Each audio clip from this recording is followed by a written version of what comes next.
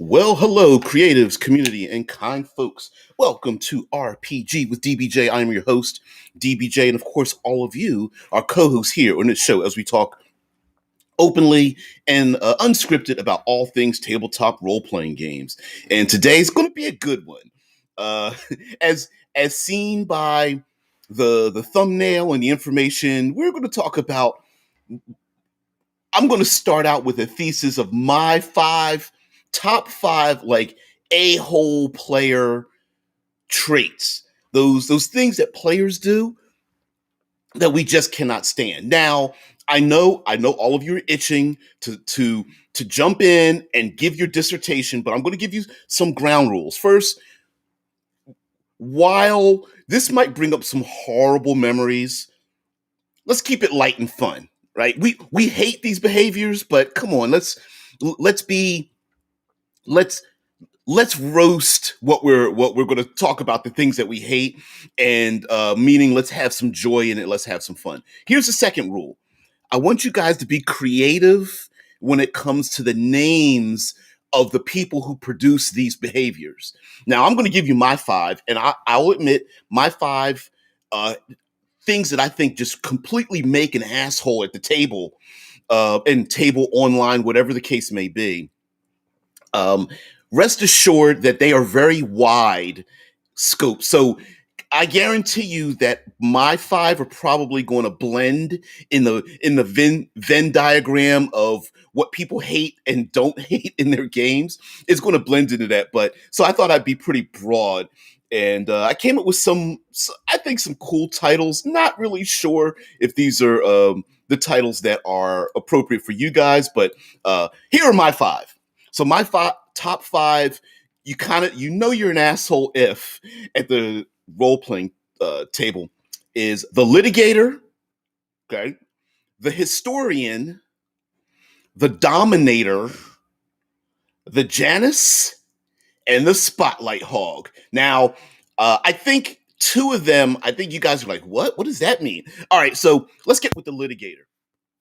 All right, now, and I've had this argument with people before, and you have to understand that it is time and place, it's context that makes these behaviors go from, oh, they're a cool person at the table, or yeah, I love hanging out with this person too. You're kind of being an asshole.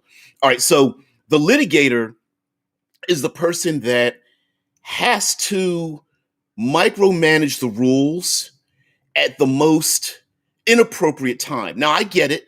I get it. You've got the dice in your hand. You've got your virtual tabletop going, and the all of a sudden we're getting into, I don't know, encumbrance or grappling rules or any number of those things that nobody really knows what the rules are. Um, no one, I mean, sure, we all pretend like, okay, yeah, I know what the rules say exactly, but we don't know.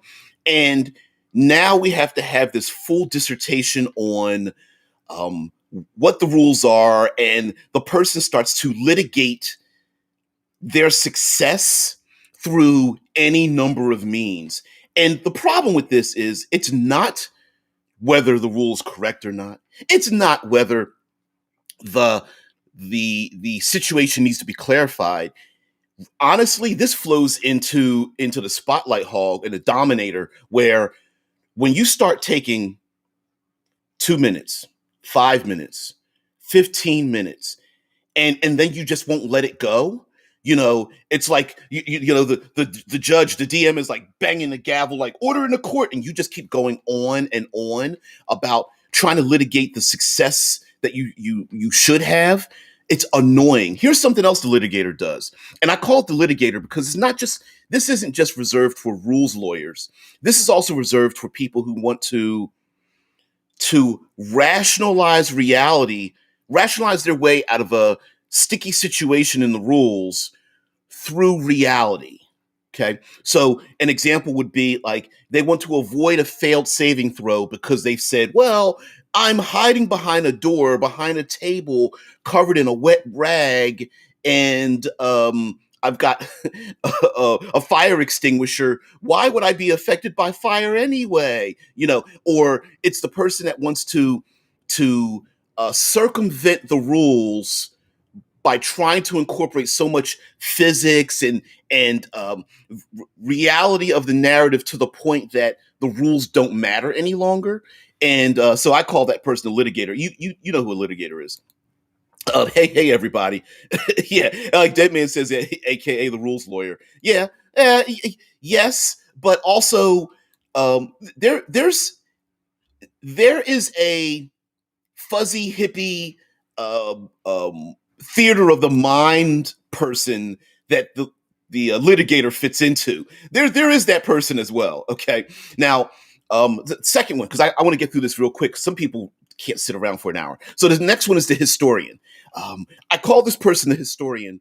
This is the person that knows the intellectual property back and forwards and takes every moment to stop play and explain to everyone about the two sons over Tatooine, except for the single one that the game master described. This is the person that goes into all of the background material of Lord of the Rings. This is the person that knows the entire Marvel history. This is the person that knows Forgotten Realms back and forwards, and shows the Twitter the Twitter feed of the creators of Creator and others that have added to the Forgotten Realm. It's like, okay, I get that you know this back and forth. Right now, all that history doesn't matter. This is what happened. The moon shattered and we're dealing with it. Well, 3 years ago, they explained that the moon didn't shatter. Okay, the historian. Now, listen, like I said, it's all about time and place. Before the game starts, maybe we're hanging out with pizza in real life. Maybe we're online and we're talking about our day. Maybe we're just having fun about a recent episode of a Disney Plus show or a movie, and that's the perfect time to go. The background about this particular character during this particular situation. Red Dice Diaries, Terminator 8 Litigation Day. I like that. Um, but I call this the second one. I call the historian. That's the person that it isn't just knowledgeable. They have to stop play to show everybody how much more information they have about a situation that at this present time doesn't matter. Hey, you're interrupting my my saving throw. Shut up. All right. The third one, the Dominator. Now, the Dominator is so broad that I think it fits in every hated category. This is the person that overtalks people. This is the person that wants to tell other people how to play the game. This is the one who uses their in real life charismatic ability to intimidate others to dominate the situation. This is the person that often plays either a leader type, or they're not playing a leader type, but they're playing someone that wants to dominate the flow of the game. We're going left. Everyone else says we're going right. No, we're going left. And then they dominate that part of the field of play. And sometimes this person just will not take no for an answer. They will never lose an argument. The Dominator also does something else that is something we don't talk often about in role-playing games. The Dominator likes to play the player and play the GM. They don't play the game. They like to play the person. They will try to use intimidation tactics and knowledge, kind of like the litigator, to get their way, to achieve success without needing to roll the dice. They will have a social layer a social threat over the entire field of play so that others will accept their lack of failure even in the face of failure. And the Dominator often is a person who wants to get the last word in. This is the person that doesn't accept failure in the least and might even pout quite a bit. And even with the Dominator may not even speak in words, but they're the person who everyone walks around on eggshells trying to make sure that this person's happy. The second one, the Janus. This is the two-faced person. Now, there are some people who get this way by accident due to enthusiasm. And the Red Dice Diaries. By the way, guys, Red Dice Diaries is a real content creator. Go over and check it out. Red Dice Diaries says the historian sounds like a rules lawyer, but for the game campaign background. I agree. I won't argue the point on that one. The historian is the person that like, um, yes, and they will also try to. I think the historian is the person that will try to achieve an outcome solely because of their knowledge about a thing rather than the scope of the game. Like the historian is the person that will try to, I don't know, make a nuclear weapon in a fantasy world because they know how to make, because they have skills in chemistry or something. And it's like, yeah, I understand that in real life you are a real life chemist and you're working in a chemical factory. In the fantasy world, you know, gunpowder doesn't exist, right? And this is the person that won't accept that. It's like, well, in real life, because I know how this works. The Janus is the two-facer. Sorry, but some of us, Janus, it's Janus to me. Yes, Janus. It is the two-faced god. It is it is Janus. This is the individual who's two-faced. And now, when I say happens by accident, what I mean by that is it's the person who says, "Hey, you know what? I would love to play the political intrigue game." And you're like, okay, great. I'm going to craft this political intrigue. Everyone gets ready to sit down for a Game of Thrones type game. And the first thing the person does, I'm going to pull my sword and kill them for threatening my family. And you're like, well, okay, whoa. Your answer to everything is to pull your sword and kill them. This isn't the game we're playing. The two-facer, the I call Janus, the Janus, is the individual who says one thing and they do something else. It's the person that at session 0 has agreed, hey guys, we're all going to make like normal humans. I'm accepting some modifications to that, like, but this is a world with all humans, and they show up with a dragonborn. It's the person that says, hey, I'm not going to be disruptive in the game. Don't worry about me. Or I'm going to play an evil character, but don't worry, it'll be all right. And then when they come to the table, they do the opposite. It's the person that's agreeable at first, and come to find out they didn't mean it. And why I say by accident is because some of us, we don't know ourselves enough to know that we say a thing up front, but what we really want is something else. The person who's stressed out at work and all they want to do is just beat ass in the game, and though they're trying to go along to get along, I'll do political intrigue. What they really want to do is beat ass. And instead of saying that up front, they don't understand that this is the thing they really want, and they're afraid to say it, or they don't know that's the thing they want. But there's other people who are just yeah, I thought it was Janus too. Um, um, but the thing is that, like Tesla says, like I thought it was Janus because I did, like the girl's name, not like the godling. But some people revel in being two-faced. These are the people who join lots of people's games, and when they show up, they're choosing to play a different game than the one that's in front of them. Hey, let's play Call of Cthulhu about Lovecraftian horror and going insane. And they show up with a combat veteran that never gets scared, with a backpack full of weapons, and they're just like, I'm ready to fight evil. And everyone's like, I brought a librarian. And someone else is like, I brought a waitress. It's show up to play the game. Don't you be this other person who wants to dominate the time and effort that everyone else puts in, because it's you lied, you deceived yourself and deceived everyone else. And lastly, my fifth and hated player trait is the Spotlight Hog. And the Spotlight Hog is the please don't split the party. It's all about me. It's the person, and here's the reason why. It's the person that wants to go shopping during gameplay.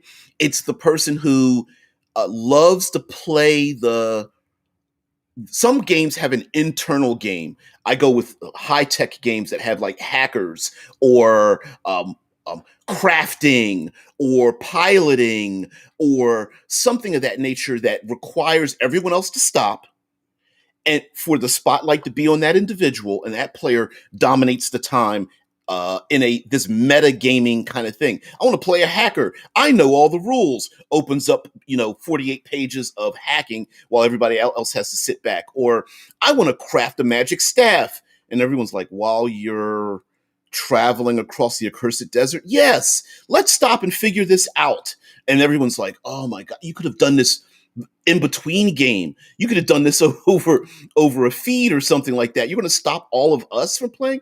Now, the Spotlight Hog in game does this as well. And I'm going to say something controversial. Not only does the Spotlight Hog want to be first, describe all their actions more than anyone else, and have their combat focused on and have their actions focused on, they will also try to make a character similar to the Litigator that has actions that take up more time than someone else. This is the character that has a thing that requires more die rolls, requires more bookkeeping, requires the dungeon master to adjudicate a lot more often. And the Spotlight Hog will also try to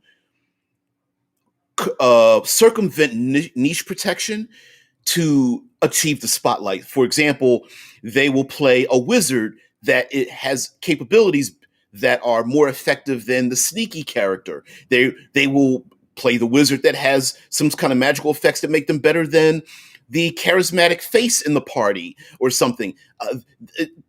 They will have magic spells that are more defensive than the cleric, who is the caregiver of the party. This is the person who will try to understand that other players are playing and they don't care. It's about them.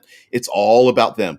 Now, the controversial I'm going to say in the I'm going to get into the chat. Don't worry. Red Dice is like, oh, shopping sessions. Yeah, I want to get into you guys co-hosts. All right, so this last one about the Spotlight Hog, and this is the controversial part. Despite what the rules say, especially with character creation, I don't care what game it is.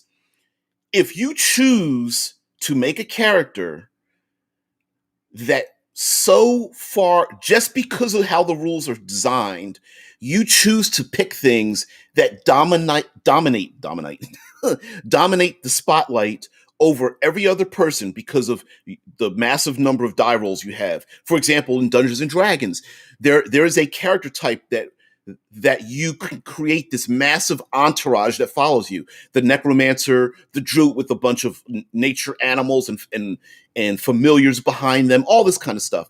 If you make a character that goes first, always has the die rolls, always take up the time, that makes you a Spotlight Hog. I don't care what the rules say.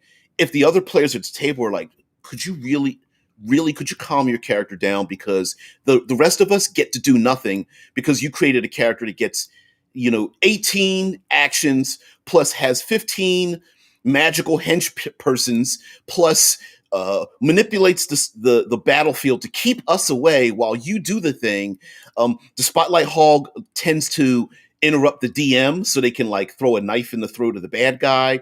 They are the first person to want to pick a lock, open up a door. If someone finds something cool in a corner, they want to be the first person to snatch it out of the player's hands. Spotlight Hog doesn't even pause the action to understand that, hey, maybe leave me on a cliffhanger and move to another player that might be in another room. And lastly, the Spotlight Hog will split the party.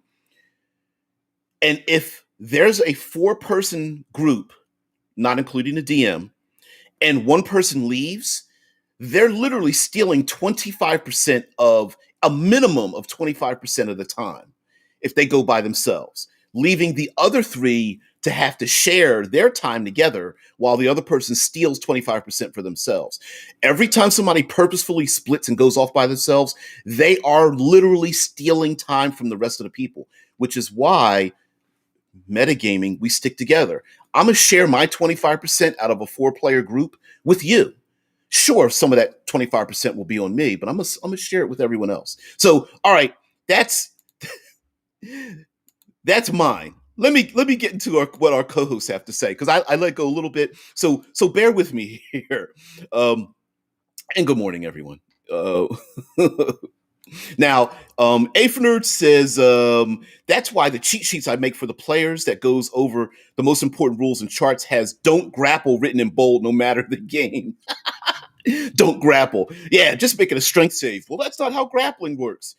That's how it's going to work today. Yeah, yeah. Man. Tesla's making fun of me pronouncing Janus as Janus. Yeah, told to design an everyman designs a specs ops soldier. Yeah, when you're playing Call of Cthulhu and you show up with a character that doesn't fit, that I can't stand that. It's like you agreed we were going to play Call of Cthulhu. We were going to make it everyman, and yep, brings a specs ops soldier. Yep.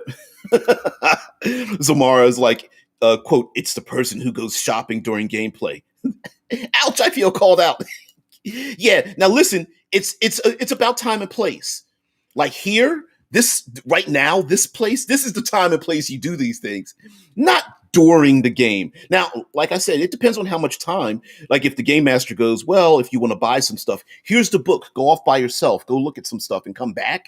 That's perfectly fine. That's fine. If a person goes, ooh, can I look up the grappling rules so that I can adjudicate what's going on, and then you decide to go off by yourself while everyone keeps playing? That's fine. But man, there are some people who just like it's terrible. Mike says the Spotlight Hog, the control freak. Okay, the control freak, the troll who ruins everyone's fun. That's true. There's some people who, like I said, this is something we don't talk about. Is the person who tries to play other people.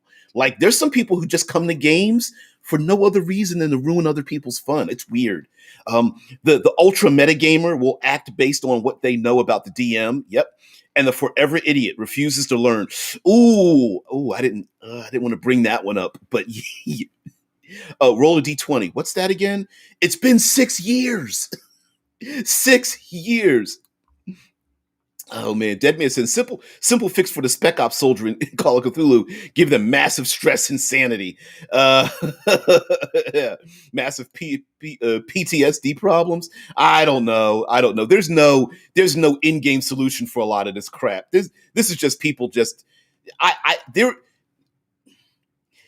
A lot of these problems are player focused. I would never use an in-game solution for an out-of-game problem. If you show up with that character, I'm just like, no. No, I mean, yeah, that might be an NPC, that might be your mentor, but unless we all agreed to play Spec Ops, no. Now, if you make a good explanation, well, I'm retired, my character's 68 years old, and who's this? Paradox Talk says the Janus Dominator combos are toxic as fuck. Yeah, being one of these, not like I said, I admit they're really broad. They're super broad. Because if you notice, I didn't mention the person who makes the OP character, the overpowered character, the metagamer, the min-maxer. I didn't bring them up because I feel like that type of person is laced throughout. And I also feel like there are people who are min-maxers who role play. And I have no problem with that. If you min-max your character and you create a lone wolf and cub character and you're just like, I'm just a badass and that's my skill in life and everything else I'm terrible at, and you embrace that, I'm cool with that. Oh man. Fnerd says, my rule at the table is shopping is done between sessions. If you don't know exactly what you want and it takes you more than 2 minutes to find it in the book, you can buy it just to avoid shopping sessions. You can't buy it just to avoid shopping sessions. I agree with that. I do have like it's a 1 minute, 2 minute kind of rule. And listen, I get it. Sometimes we just get distracted by a thing like, wow, what are the encumbrance rules? And we all look at each other like, I don't remember reading the grappling rules. What are the drowning rules again? These things, and we can all get distracted by that. But my problem with my top 5 are the person does it and they don't realize that they're stealing other people's time by stopping play to do the thing they want to do to come back to it. A lot of the stuff is masturbatory too. Sorry, but that's how I look at it. Like when you're doing your one thing by yourself because it's about you, it's kind of masturbatory in a group. And while that might be enticing in a different time and place, when we're rolling dice, it's not it. Pandora Talk says, I ask all that, and crafting is done over Discord between games as well. Yeah. Oh yeah. Oh yes. Absolutely. Red Dice is god damn, it's literally called the D20 system. Yeah, craft. Why I called it masturbatory is there are a lot of microtransactions in some role-playing games that are nothing more than, all I'm letting you know is I'm doing this thing for my character. And I get it, right? Like, a lot of us, when we look at a role-playing game, we go, where's the crafting system? But there's nothing, very few crafting systems are dramatically created. Like, oh, you need to go find a thing, to discover a thing, to make a thing happen. Where's the adventure in that? If you're just going like, I'm going to sit in a lab and study, where's everybody else? What's everybody else got to do with it? Now, if you say, hey, I want to craft a magic staff, can you help me find the ingredients for this alchemical formula or something? And we make it a story. That's completely different. Pelora says, so what about the person who gets bored of their character every other session and demands a new one? Ooh. I think there's cures for all like, I'm a doctor. There's cures for all of these things. I think the person who suffers player character creation disease, like, those of us that suffer from world builders disease, I would say I would enlist that person to create NPCs, and then they discover ways for why a new PC has arrived. By the way, okay, you know what? Since it's your fault, I'm gonna blame you. Tomorrow we're gonna talk about my 5 techniques for continuing the game when somebody's not there. Like, a player character changes, someone's missing. Let's talk about. We'll do it tomorrow. Guaranteed. Yeah. Mike says others. The one trick pony. Ooh, tend to make characters who do one thing. Yep. And when it doesn't work, they pout or it kills off the PC to make another. Oh, I see. That's, you know what? Some people call that the people who min-max, and there are people who min-max characters that are not combat monkeys. Some people create the what they call the diplomancer. Some people make the character that is the, I don't know, the ultra mover. And there are people who have YouTube channels dedicated to like, how do you make the best of this in this game in Dungeons and Dragons? And it could be the fast mover, it's the first initiative taker, it's the multi-weapon user, all that kind of stuff there. Hey, Keel, hey, Run Right Play, and Red Dice Diaries is here. Sweet. Thanks for stopping by. By the way, guys, those individuals are content creators. Check them out. Seriously, no. Do that right now. Leave this channel right now on the live show and go check them out. No, I don't know. Maybe that's terrible to say, but whatever. All right, co-host, thank you. Deadman says, best way to deal with the undecided player who keeps wanting to change characters, make them start a completely new character every time they switch characters. Ooh, don't use D&D Beyond or one of those other electronic services or something. You better do it by hand. Go off on your own. Leave the group. You know what? I knew a guy who did that. Like, had no problem. Like, ooh, I'm gonna go make another character. Oh man, there's some hateful things, but those are mine. You guys, Mike says the antagonist. Okay, makes a witch hunter in a party of witches. God, oh no, you. Okay, good. Anyway, the antagonist makes a witch hunter in a party of witches, or refuses to follow core rules of a setting because rolls up a Warforged in Dark Sun. Yep. God, how many times have we seen it? I'm gonna make a ranger whose hated enemy are goblinoids. Okay, you do realize there's another player in the group playing a half orc. Well, I hate them. Seriously? Well, that's because that's what my character would do. My character hates goblinoids. It's like, what are you doing? Yeah, God, I can't stand. Some people just are like antagonists, just the contrarian. They just show up at the table and just want to do their thing. Man, you guys have moved on. Okay, let's make this quick. The unprepared. Oh man, Zamara brought that up the other day. Refuses to have their turn ready, or won't fill out a character sheet, or cannot interact with the party in a meaningful way unless it strokes their ego. The unprepared. Oh, yeah. You said you wanted to play a wizard. Well, I didn't look up any of the spells. None of them. Like you didn't page through any. Like you keep casting magic missile. Why do you keep asking? It's a D4 plus one. D4 plus one. Mufa says the uncreative, the player that has no idea what to do ever. No concept of character development, no solutions for problems, and no input to give on party decisions. Yeah, some you know what? Sometimes that person even becomes the the analysis paralysis person. I don't know what to do. There's a locked door. There's a hallway. There's a boat. There's outside. Like, do something. I don't care what you do. Do something. I don't know. I don't know. Warforged Dark Sun. Yeah. Deadman says Warforged are canon in 4E and 5E Dark Sun. Mostly they are limited to the cities of the God Kings. Deadman flexing the historian muscle. And I'm picking with you because actually this is the appropriate time to do it, not any other time. Deadman's like click, flip. Yeah, Deadman and Tesla, you're kind of losing a little bit there. You're going to have to up your game. Zamar says, well, I have a solution to the shopping session. My shops have a small and specific inventory. A weapon shop may have 3 to 5 available weapons. A general shop may have 4 to 10 items. I have generated them ahead of time, and if you want to shop, you have to choose from that list. They don't have anything else. Thus far, it makes checking stores important, but shopping shorter and haggling more important. Oh no! I don't have a problem with that. It's the dominating of the time. It's the can I open up the book and do this while everybody waits for me to make my decision? You know, Mike Michael says DBJ.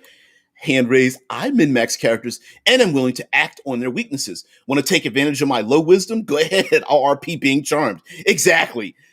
That's why I didn't bring up people who min-max, because it is a trait.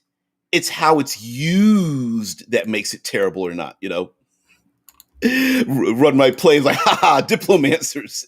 Nico Dawson had a Lord character in a Westeros game with 20 passive insight. Yeah, diplomancers are a thing. They're a real thing. Oh no, you guys are getting way ahead of me. Okay. Okay, shut up. Red Dice Diary says, just say that each time they retire a character, the next one is one level lower. They'll soon get tired of it. Ooh. I don't. Yes, although honestly, the every new character starts out lower. Just it turns into a death spiral because they could never catch up. And then how do you balance encounters? I have my own house rule that experience travels with the player, not the character. So, like, if everyone else is 14th level and I think that person is value added, they're going to be 14th level. I don't have a problem with that. That's another thing that I don't think really works, kind of. But you make another character, and of course you don't have any of the treasures and things everyone else collected. Sorry, nope. Mike says the Altisys is the character generator who cannot decide, makes a PC after another. That's true. Or they keep trying to make a player character that won't fail in this world. Like, I'm going to make a water creator in Dark Sun. They get killed. All right, I'm going to make a Warforged in Dark Sun. That character gets destroyed. All right, I'm going to make a Dragon King. Whatever. Paradox Talk says that's what my character would do. Why, Bob? Why would you characters always be dicks? Oh, Paradox Talks. I'm guessing you're saying like that the that's what my character would do person, which I think is a title. Yeah, like no, you decided that. Your character didn't decide that. You did that. Oh man. Yeah. I see you, Zam. Red Dice says it's a weird thing because if both players are up for it, having that jokey antagonism like Legolas and Gimli can really work. But you're right, it can become a problem depending on how it's handled. Oh yeah, just okay, the thing is that in game in world, I love being antagonistic with my player, like the characters that don't like each other, or they question each other's motives, or they argue over like dumb stuff. But as a player, I love it. I love to have that back and forth. Some people take that too seriously, and it's a shame too, because it's like it's a fictional game. We're having fun in a fictional region, but our experiences, for our creativity also is next door to our memories of a real thing. And so yeah. Zamara says the king of drama, the player that is great for creating drama out of dramatic moments for 20 minutes. Yeah. Hey, it ain't just the min maxers. It's the I'm on stage now, and I've got a dissertation, and they start describing things over and getting deeper into it. I flip over the table and stab him in the throat. Oh, okay, cool. Roll the dice, and after I do that, I pin him to the ground and say to him, "This day you will die." All right, I get it. That's cool. That's sweet. That's awesome. Here, roll the dice. And then when I withdraw the blade, I wipe it on my hip or something, and I'm like, "Hey, where's the next one who's gonna die by my blade?" And you're like, "Okay, that is awesome. That's cool. That's sweet." And then what I do is I throw the blade up in the air and I spin around. I catch it behind my back. You're like, "Shut up." Do that next round, okay? Save that for somebody else. Like, don't blow your load. Wow, it's 25 minutes. Jeez. Mufa says, yes, this brings up the treasure hoarder. Never spends gold and other treasure on anything. Yeah, especially in 5th edition, where literally there, like, gold is like week old Halloween candy. It's useless. What are you going to spend it on? Just give it away. Mike Gould says the overthinker, yeah, analysis paralysis, tends to metagame every decision to the point where they'll argue over every decision. Also called the devil's advocate. Will not act unless it's their idea, if they have an idea. Yeah. Are you going to go through the door? Let's listen at the door. Are you going to go through the door? There's nothing behind the door. Go through the door.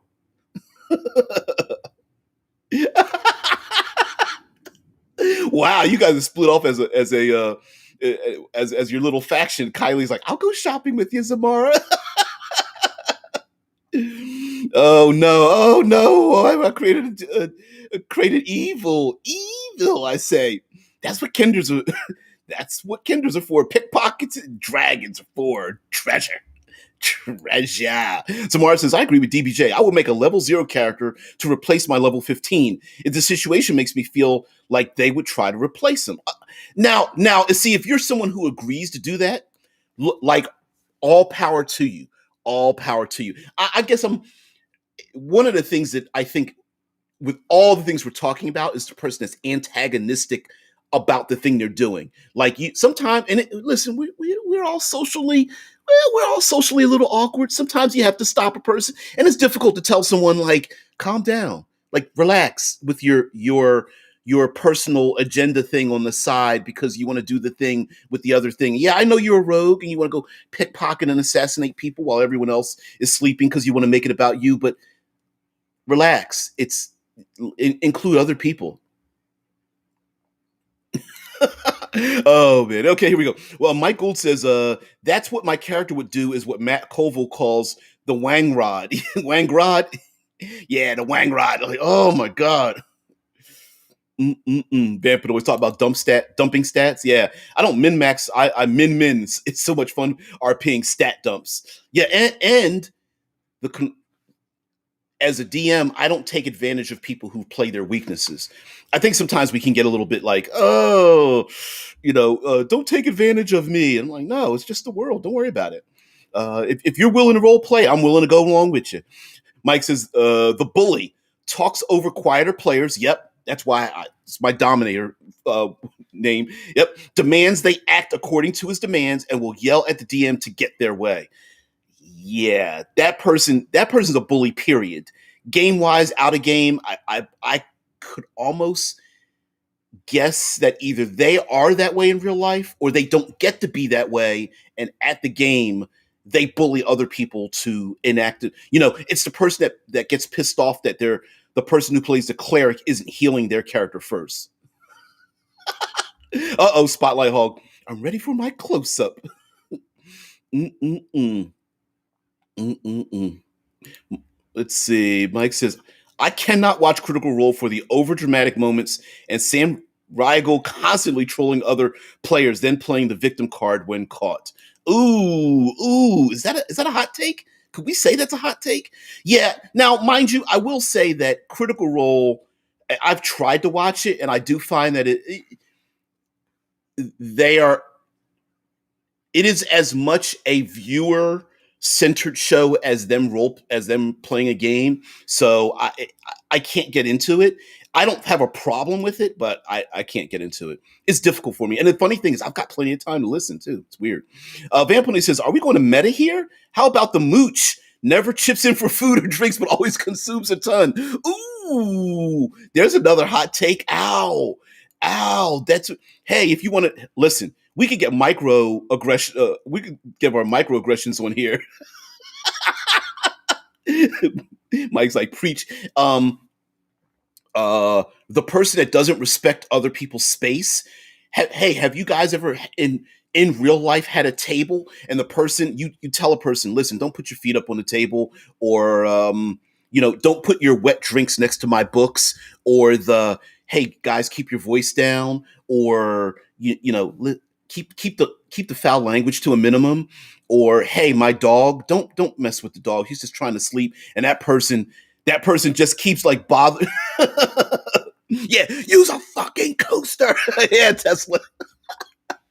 don't eat Cheetos and touch my books with your orange dust crusted fingers. God, oh man, I've had books ruined. I had a Fiend folio thrown away because of that. The person's like, Cheetos and a drink, lick, flip page. The person that likes to dog ear your pages or something. Oh man, we can get into some like non-gaming behaviors or something. Hey, okay, don't tell anybody. The person that won't wash. That's done. Mic drop right there. Mic drop.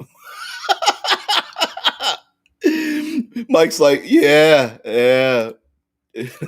Mike's like, yeah, and my maps are covered in plastic. Hells yes. When they made plastic covered maps, it was like, oh, thank God. Because there's always that one person that's clumsy and goes boom and pops a drink over. Yep. Oh man, yeah.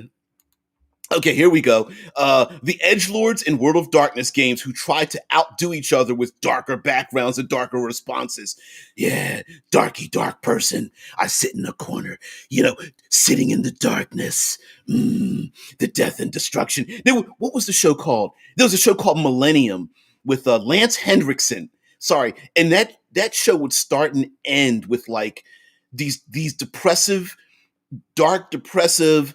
I'm sitting on a pile of dead bodies while picking my teeth with bones, while it rains outside, kind of thing. And it was like darky darkness and stuff. Yeah.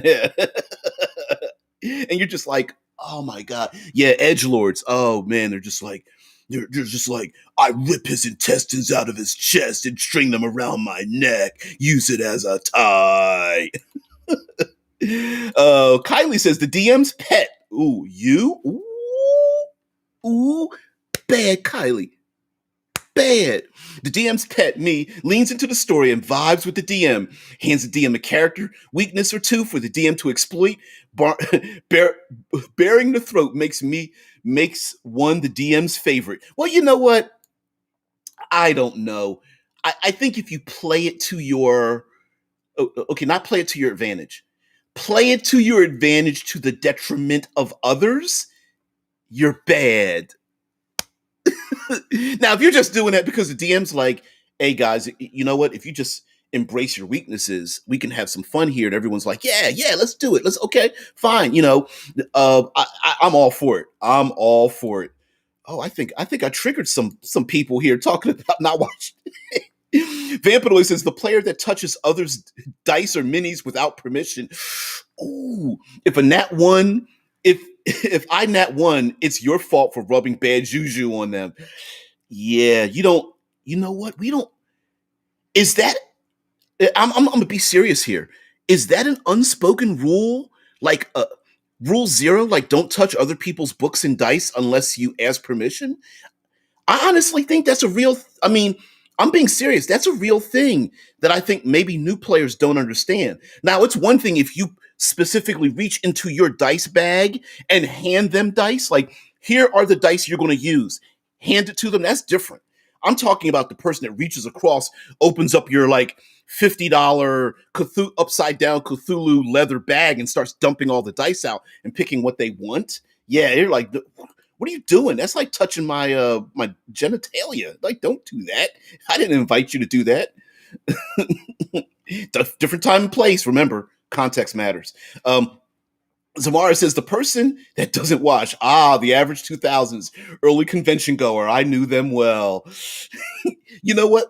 I hate to say this about the pandemic, but washing it might be. Washing up has the epidemic of people not washing might have gone away, so those conventions might actually start to smell pretty good. Mike's like, I'm a ninja klutz, can throw knives, but cannot walk through a room without running into a chair. Yeah, except I can't. I'm you, except not tossing knives. Oh man, Vampanoid's like, oh no, DBJ, the person who doesn't wash or use deodorant. That's the one thing I don't miss about conventions. Yeah. Ooh, Mike, seriously, I've pulled players aside and gave them deodorant. Seriously. Now it's one. Okay, I'm gonna defend the non-washer. There's a defense for this. Doing an all-nighter in real life, we all are gonna like be ripe. Doing the all-nighters, I've done the convention all-nighters because here in Ohio, they used to host a big convention on a weekend. Like if everybody is ripe, you're cool because we're all kind of like stinky. But if you're that one person, you're like, look, I get that you wanted to rush here after work or you just woke up and you needed to be part of the game, but God. Oh man. Oh no. Plur's like, I had someone in my group who had shoes with toes and put them on the table. No, they didn't. No, they did not. Oh no. Oh. You guys are so silly. Pandora Talk says absolutely a real thing. Don't touch other people's stuff. Yeah, I'm serious. That's a real thing. Because when you guys mentioned it, I was like, I got triggered a little bit. Like, don't touch my stuff. It's fine if I say, yeah, oh yeah, here's a book or here's some dice or here's an empty notepad with some like I'm cool with that, but don't reach across and touch my stuff. That's just rude. That's like reaching into somebody's pants. Seriously, that's reaching into somebody's pants without their permission. Zamar says, if I may call out something that I've heard of but not seen, okay? The femme fatale. She is the girlfriend or girl of interest, and she uses that to her advantage to get players and GMs to do things for her. Now, I'll tweak that a little bit and call it the hanger on. And while we love to have new people in the game, and the person hangs around and they're a little bit nervous about a thing.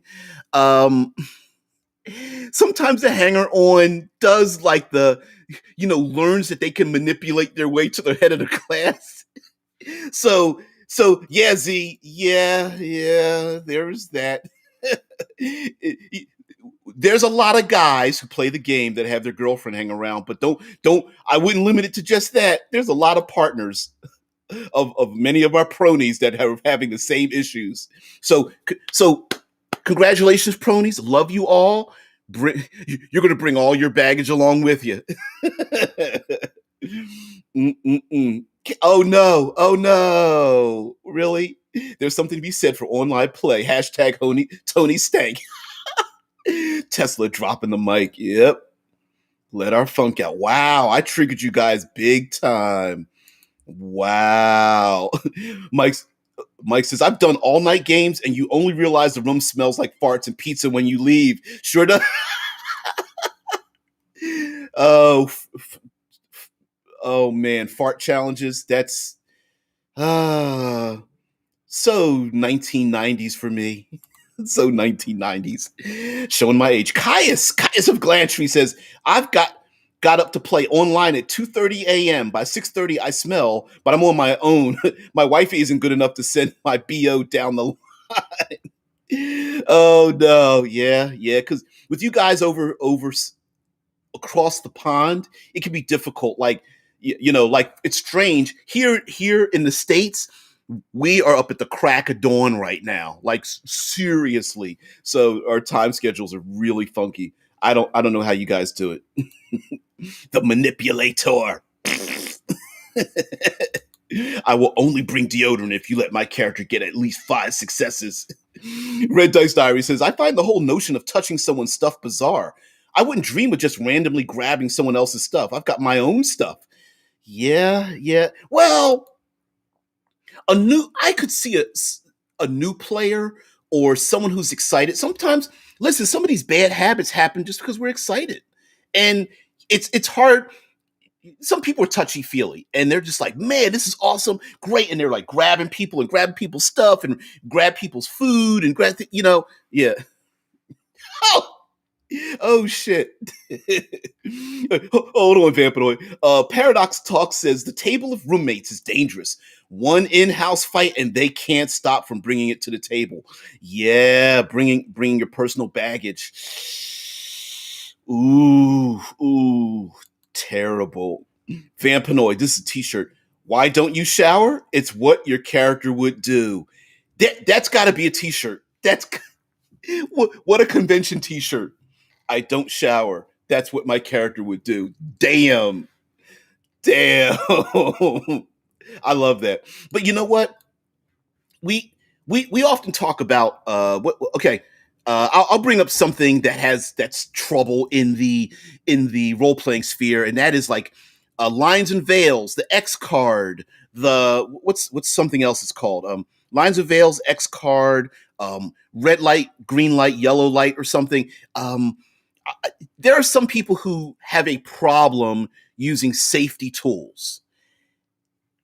The problem I see with people who don't say that safety tools are needed, because we're talking about problem players and things, is that the context of safety tools people think of as what am I like right now? But the problem with that is things happen in our lives. Maybe a loved one is diagnosed with a disease. A family pet has to be put down. You are demoted or you lose your job. You had a nasty breakup with a significant partner, and any number of things. You've got the flu.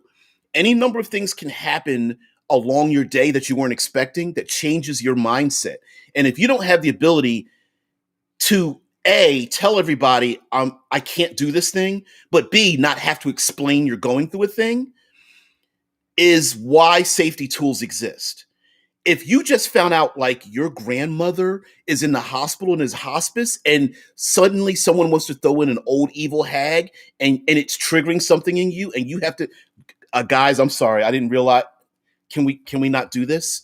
Right? Then it's like, all right, we have to accept the fact that there's a reason why it's a safety tool. And if you can reach across and just tap a card or type into the chat, a red light or something, and everyone goes, all right, I'm gonna move along. Or you direct message the game master, dungeon master, and go, can we fade to black on this, because something personal happened, and that person go, you know what, you're right, okay, I'll fade away, don't even have to explain. That's what those exist for. It's not I'm an edge lord, I don't care about worrying about other people's feelings. It's like, well, what if something happens to you right now or later on that day? You don't know.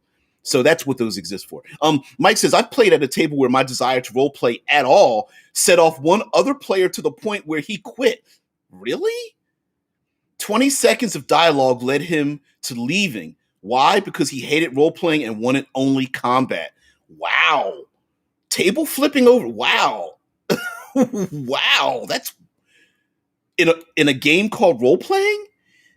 Like, okay, I get it if you're playing like a war game miniatures thing and you stop the war gaming, but really, that's weird. Kaya says of Glanche, she says, there is usually a favorite player in the group, one whose ideas are most in line with the GM. Their plans have the most chance to succeed. Is this fair? You bring up a good point. Well, yes and no. If if the game master has established what they expect, and only one player meets those expectations, and the other players are antithetical to that, then I say that's fair. If everyone's bringing the same amount of energy and the game master just picks a person because they know them better, or they're their roommate, or they want a little on the side, then yeah, that's completely unfair. So my answer is yes and no. I think it smacks of unfairness. So I think even if a dungeon master feels that one person is bringing the energy and the others aren't, I still think it's unfair, because I think they should recognize it. And I think the person taking advantage of that knows they're taking advantage of it, and even that's unfair. Ooh, went around a little circular logic there. Fnerd says, I guess it's the group I've been playing with for the last 20 years, but anything that hits the table is up for grabs, be it snacks, books, or dice. I'm just used to that being how we do things. No, listen, if that's your rule, but you've already given permission. I don't think there's anything wrong with that. I think you've already given permission. That's what is my guess from you. If you put it, the rule is if you put it on the table, it's up for grabs. That's the rule. So if I've got my personal dice and I throw them on the table and I'm playing in that, I should expect that if that's the rule. Let's see. Zamara says online play exclusive. Okay. The background MC, mic never goes off. Ooh, even when there are 5 alarms, dogs, 3-year-old child, mother, and firearms does. Yeah. How many? Listen, it's funny because I don't want to make light of people stuck at home because of the pandemic. Damn, you guys moved on. Okay, but how many horror stories have we seen of people who are new to streaming and they just leave their mic on and they start having like arguments, they hear things in the background, and they never hit the mute button at all ever? I'm like, oh my God, stop it. And you keep trying to tell them, mute button, Zoom has a mute button, hit it. Damn it. Yeah. Or remember, anybody, any of you old heads remember Google Hangouts? And remember, Hangouts had terrible audio transitions. So if one person's, it could only pick up audio from one person at a time. So if you had background noise, it would cut you off because their dog was barking. Yeah. Say, Paradox Talk says safety cards, player contracts, and open communication are important to the success of good games. More so in darker settings like Changeling the Lost. Ooh, Changeling the Lost. Damn, that's an oldie but goodie. The That's why I find that when people get upset about these kind of things, it's like, but you're not understanding the circumstances. It's not about you right now. It's about you in the future or your friends in the future, right? Do you think you'd have fun with your best friend who just realized that their significant other had a car accident, and you insert something like that in a game, or they're not in the mood for that kind of thing, and they're trying to tell you, please don't go down this dark path because they're being triggered? That's just taking advantage and just being an asshole. Asshole traits, right? Player traits, right?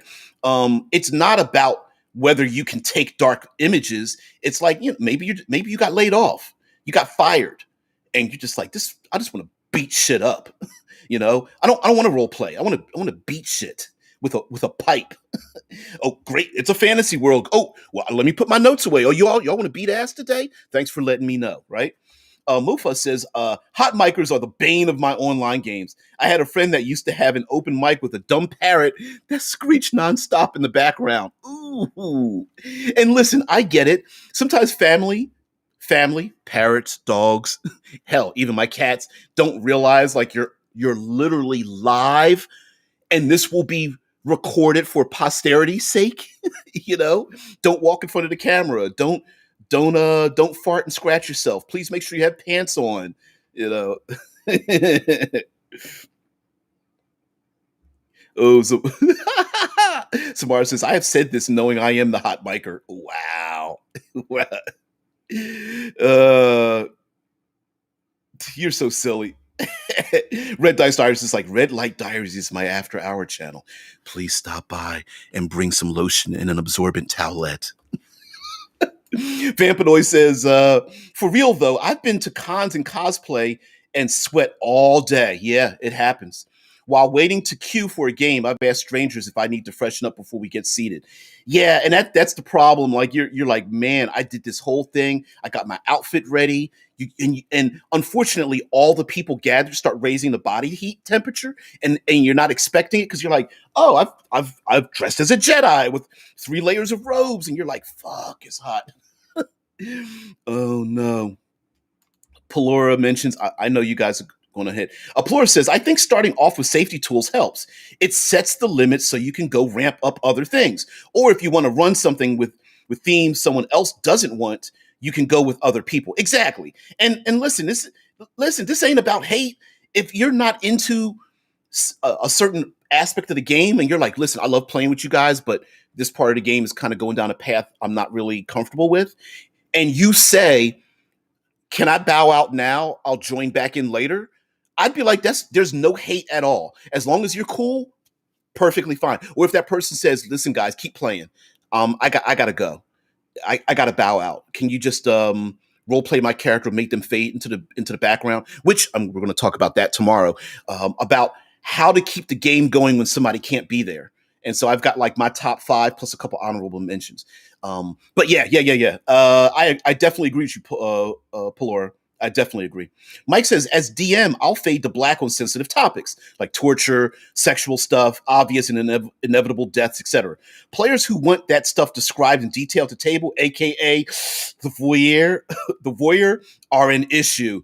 Yeah, some people revel in that simply because they know other people don't want to. That's asshole level stuff. He who shall not shall I bring up he who shall not be named, who described one character being sexually assaulted in a role-playing game? He who shall not be named. Mofa says, my environment is quiet and controlled, and I have the mic tuned to remove background noises so I can get away with it. Now listen, I'm a live streamer 5 days a week, and even I forget. So it's not if you forget it, it's the person that you're like, hey, can you mute your mic? And they don't do it. Right? You've already been warned. You already know this. And we're actually reminding you. And you're like, oh, I don't know. Yeah.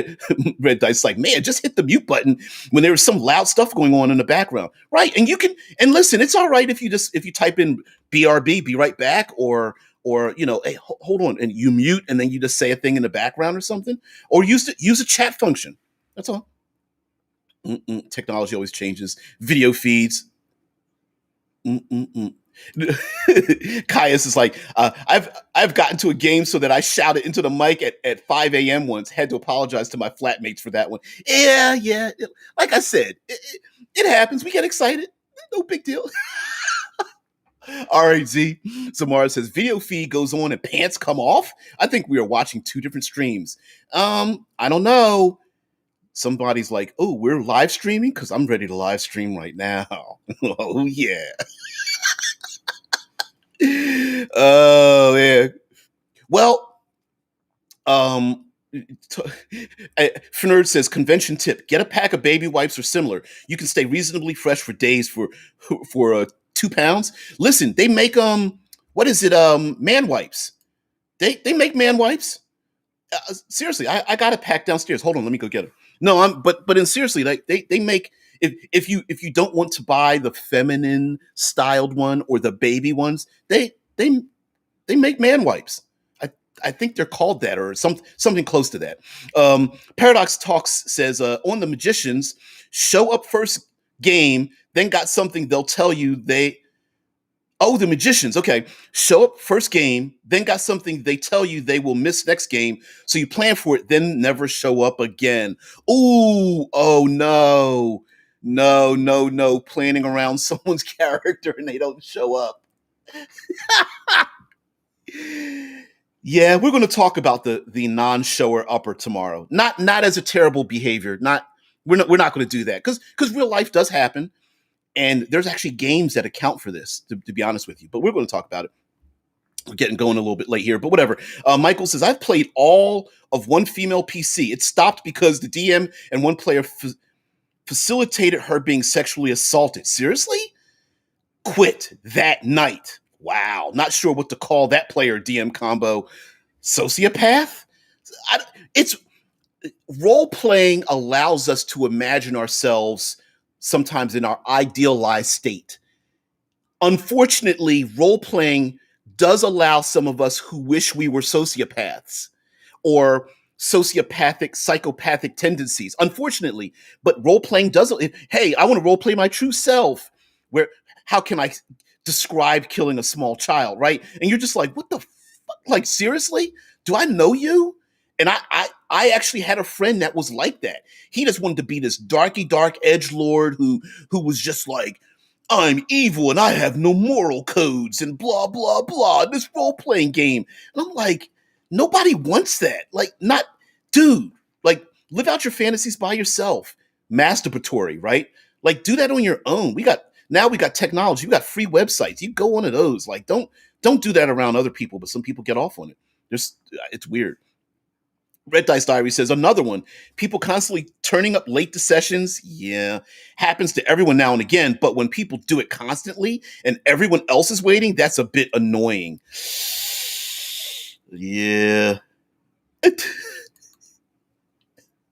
is annoying. I do agree. The person that does it all the time. Yeah, yeah. I think I yeah. Wow. Yeah. Red Dice Diary says, get that emergency KFC lemon wipe shower. KFC lemon wipe shower. Seriously? Can you're like, can I get a 2-piece and a couple extra wipes? Rubbing the personables. You know what? There's an old episode of Happy Jack's podcast where they read a letter about a young lady online that essentially was online sexually assaulted. A person joined the game and was getting off on the young lady who was a new player in the game, stood up on the camera and like released himself because of her presence. That's